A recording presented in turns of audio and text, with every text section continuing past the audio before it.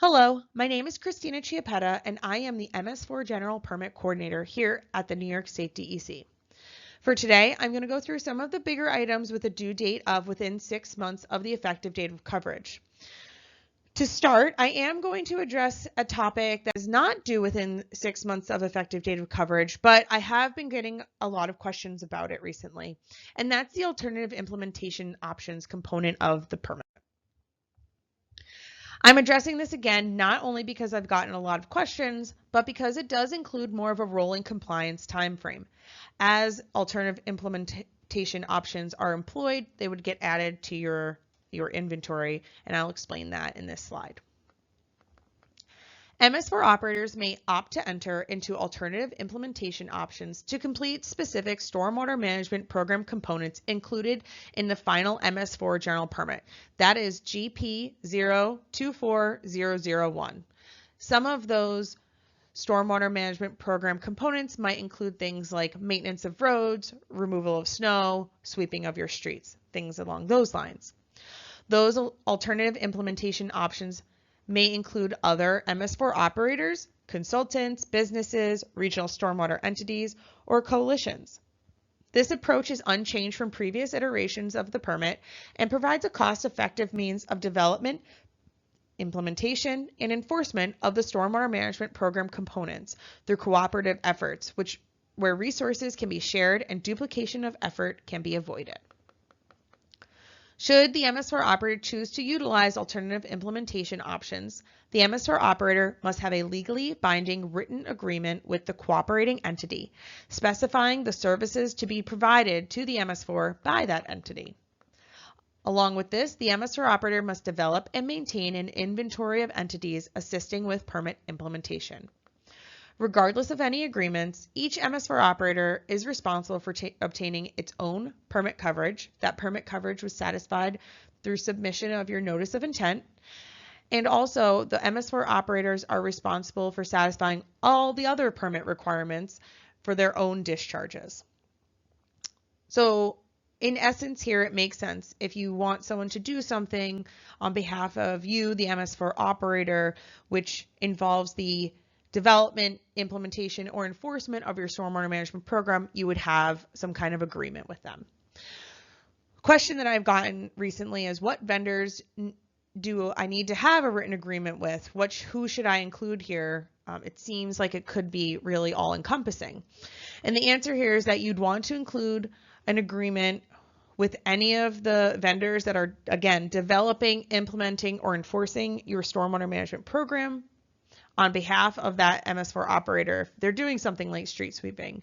You do not need to include vendors that are doing things outside of that. The vendor who is delivering copy paper is not developing, implementing, or enforcing your stormwater management program, and therefore does not need to be included here. Ultimately, it is, again, up to the MS4 operator to determine if an activity that is occurring impacts the stormwater management program. If you'd like more information on this, see page 10 to 11 of the fact sheet. Okay, next we are going to jump into the requirements that are due within the first 6 months of effective date of coverage. Again, I'm not going to be addressing all of the compliance items within the first 6 months, but I'm going to hit some of the bigger ones, some that may be a little more time consuming, more resource intensive here. So for today, we're going to talk about the updating of your stormwater management program plan, getting all the required components in your comprehensive system mapping, again, those that are due at 6 months, the development and implementation of an enforcement response plan. And then I'm also going to be going over the construction site inventory that needs to be developed within 6 months. And if you're looking for where I got this table, I should have mentioned just before, I'm using the table that is on our MS4 toolbox, and I'll give you a link to that in a minute. It's called the Compliance Items Summary Tool, and all of this information can be found in there. So we will begin here with, again, due within 6 months is our Stormwater Management Program Plan update. The Stormwater Management Program Plan, which is developed by the MS4 operator, must reflect the applicable requirements for the minimum control measures contained in the general permit. The stormwater management program plan must be retained in written format that can be either hard copy or electronic. It needs to be annually updated for compliance with the terms and conditions of the permit, and it needs to include records of all the activities that have been completed, things like your procedures, inventories, and assessments. The stormwater management program plan can incorporate by reference components which must be documented in the SWIMP plan. They do not need to have everything physically included in the stormwater management program plan. Let me rephrase this a little bit. The stormwater management program plan serves as the basis of this program, and it needs to either contain physically or by reference everything needed to implement the program and respond to questions, maybe from the public, regulators, or anyone else. So if the stormwater management program coordinator retires, could someone pick up the stormwater management program plan and run the program? If yes, then the stormwater management program plan is likely adequate. If no, it may need some updates. Everything that is required by the permit should in some way be documented in the stormwater management program plan. In turn, that stormwater management program plan is made available to the public. So the question that I've gotten of late about this update to the stormwater management program plan is what has to be in the stormwater management program plan at the 6-month mark? And the answer is that at 6 months, your SWIMP plan needs to contain everything that you were doing previously and then be updated with what is required of the new general permit at 6 months. So don't just take the SWIMP plan that you have from the old permit and throw it in the garbage. You're going to use that as the building block here. Take that old SWIMP plan and we're now adding to it those requirements that are due at 6 months. Something due at the 1-year mark does not need to be included in the SWIMP plan at 6 months. Something due at 6 months needs to be included in the SWIMP plan at 6 months. And we'll go through some examples of that as we continue through the slides here. It is a good idea, though, to reserve space for items due in the future in your SWIMP plan so you can just insert things as they become finalized. A great way and a tool that has been developed for you to organize your SWIMP plan, it's on our MS4 Toolbox webpage yet again. It's called the Stormwater Management Program Plan Components tool. I had to think about that. SWIMP plan components tool. And that has everything itemized, all the things that need to be in your SWIMP plan. It's all in a list there. That could really serve as your table of contents. Stick that in the front of your SWIMP plan. And as you start to go through the next 5 years,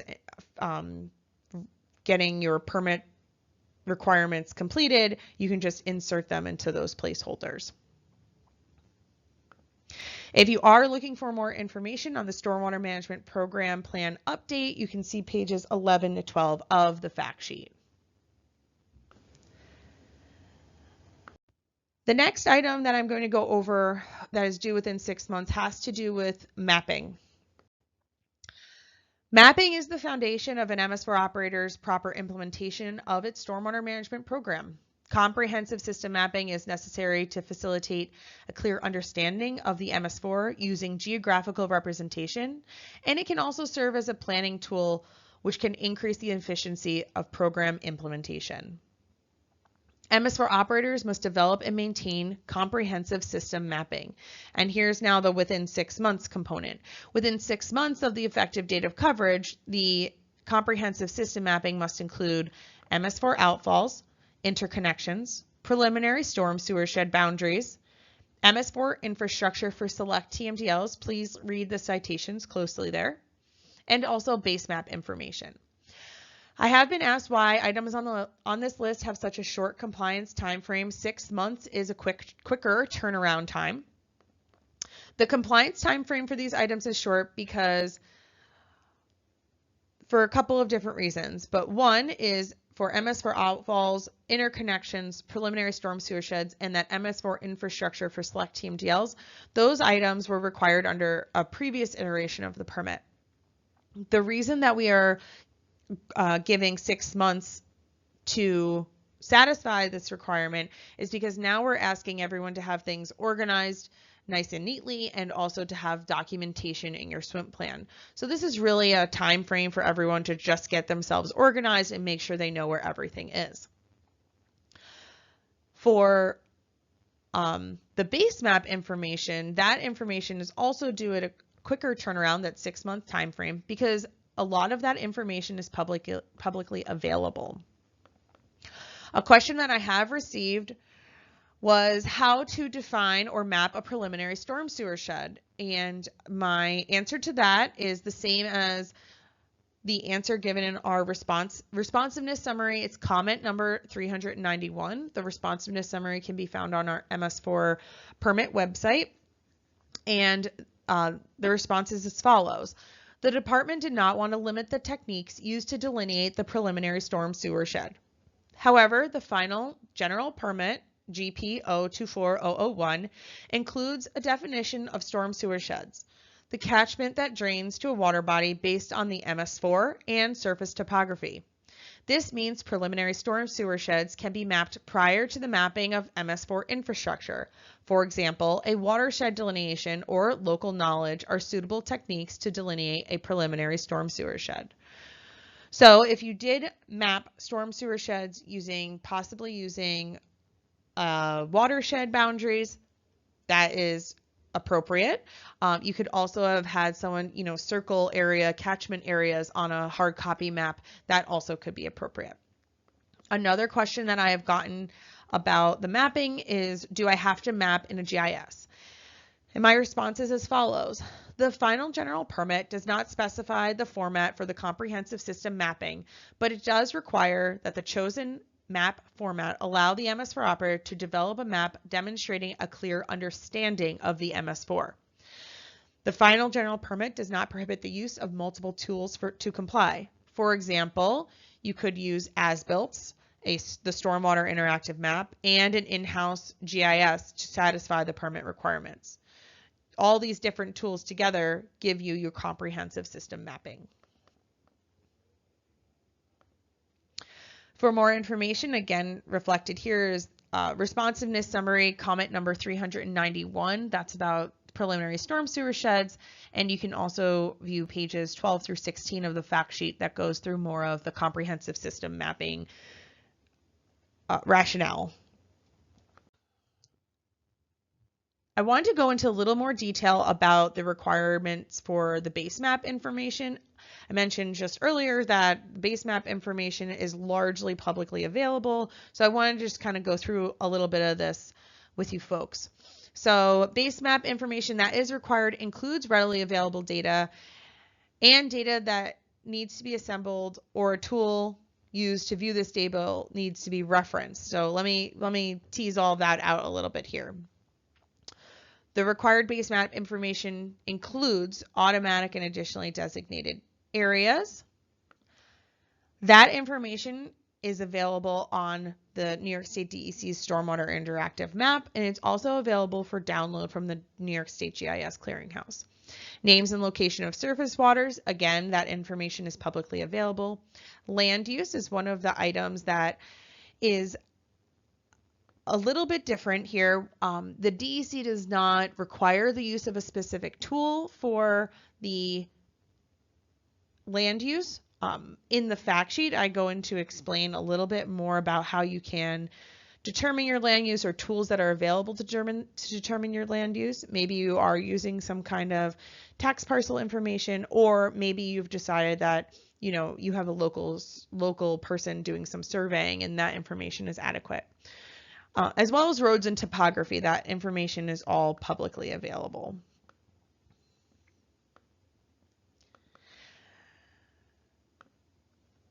This base map information can be found for downloading or viewing and on the internet, and all of the websites are listed in Table 1 of the fact sheet. The next topic that I'm going to go over is the enforcement response plan. MS4 operators have the legal authority to address illicit discharges, issues with construction, and post-construction. That's all listed in Part 4E of the general permit.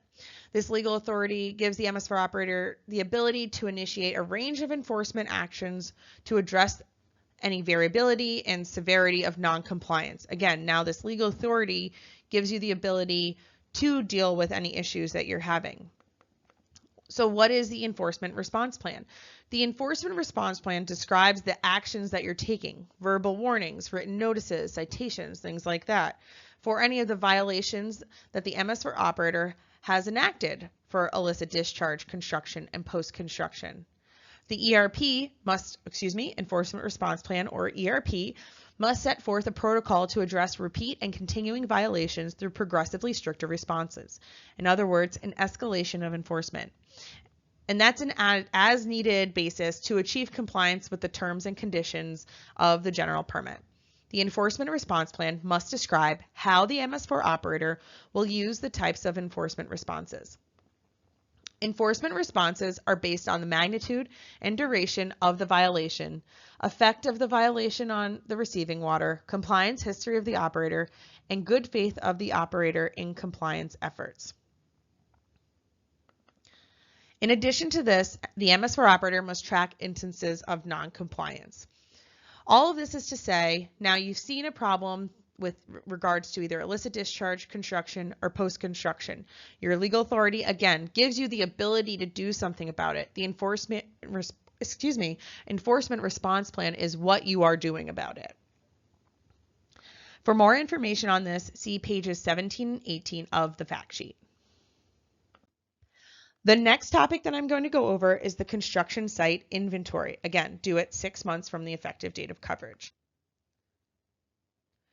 The construction site inventory includes the following, needs to include the following: location, owner-operator information, receiving water body information, prioritization, the Speedy's ID number for the construction project, the SWIP approval date, inspection history, and the current status. One of the questions that I have gotten about the construction site inventory is, where can I find a list of my active construction sites? And in a second I will show you, but that can be found on the Stormwater Interactive Map database. And I did want to give a quick tip here. Some of our MS4 operators have already gone this route, and although it is not a permanent requirement, MS4 operators may find it helpful to develop the construction site inventory simultaneous to the post-construction stormwater management practices inventory.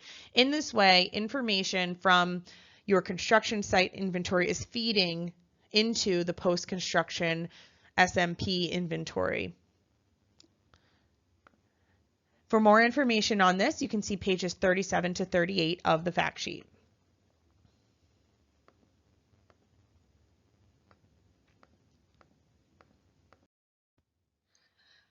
With regards to the Stormwater Interactive Map, I wanted to show you again where you can find the list of active construction sites. The link is listed on the screen there, and on the left-hand side, there we go. On the left-hand side, you would go to the General Permit Information tab, and in there, there's a link for construction permittees. That will give you a list of Excel spreadsheets. You can download either the entire list for the whole state, or you can download it by county.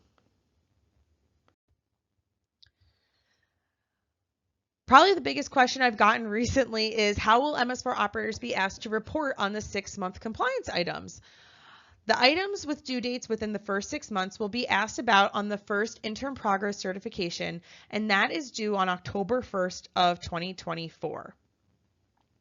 The interim progress certifications are required for any of the compliance items that are due with a date beyond 9 months. So anything that has a longer time frame than 9 months, we have to ask about. That's a federal regulation. The interim progress certifications are broken out in the MS4 general permit from January to June. We have that first 6 months there, and then July to January, the last 6 months of the year there. The annual report is still required once a year, again, January to January. Our first annual report is going to be due April 1st of 2025. And you'll see that for both of those reports, the time frame between the end of the time frame and the reports being due, it's about 3 months to get that report into the DEC. All of these reports will be submitted electronically to the New York State DEC. The US EPA finalized the NPDES electronic reporting rule, the E rule, which required MS4 operators to submit NOIs and reports electronically to the department, the New York State DEC, and that is beginning in December of 2025. So we're a little bit ahead here, but we are trying to make sure that we're getting items electronically. For more information on that, you can see pages 8 and 18 to 19 of the fact sheet. I like to wrap up with some tools. So I've mentioned a few things here today. The biggest tools that you can have are the permit, the fact sheet, and the responsiveness summary. Those are found on our permit and forms webpage. The MS4 toolbox, there's a link to that off of the permit forms webpage. That has the stormwater management program plan components tool as well as the compliance item summary tool. If there are any conflicts between the tools and the permit is the ruling document.